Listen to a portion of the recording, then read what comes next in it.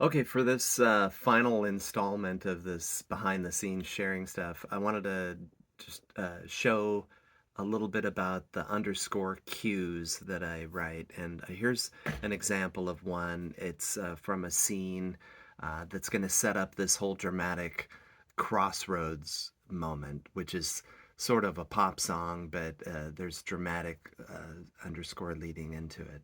And so I'll just walk you through the anatomy of a cue here.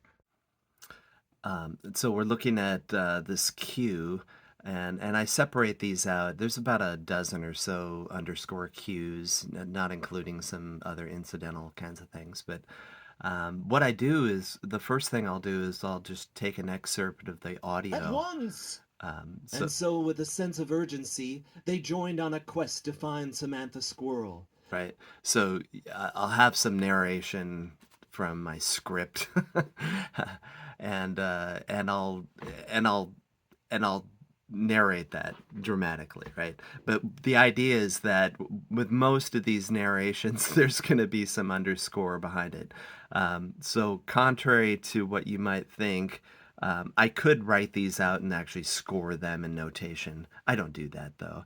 I've got a palette of a bunch of sounds that I've had for over a year now that I do for these sorts of cues for Sam and Ka, and they range from strings to synths to percussion and whatnot. So usually what'll happen is I'll listen to the narration and I'll just really quickly start spotting out how I want it. And so I probably started with some I don't know, C minor symmetric harmony, right? I'm not sure where it's going, but that was the idea. It started with that, and then I might add some pizzicato strings,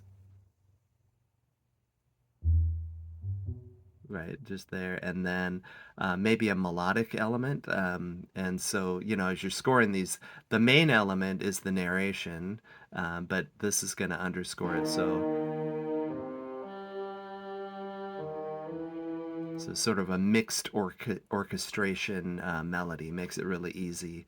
And as you can see, I just record these things. The harp features prominently in the Salmon Caw episodes.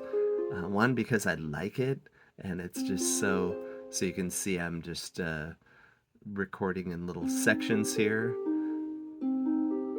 And, when I'm laying these things out, I'm basically doing them as if I were composing them with, pencil or in a notation program. Only I'm doing it way, way quicker. So I can usually knock out a cue, if it's 20, 30 seconds pretty quickly this way. And I'm not trying to like uh, I'm just really trying to get some music in that expresses the moment. But this cue I liked especially. So I will play it right now uh, with the little snippet here, and you can hear the whole cue. At once! And so, with a sense of urgency, they joined on a quest to find Samantha Squirrel. What the critters referred to as iron horses were more commonly called cars, or automobiles, or trucks.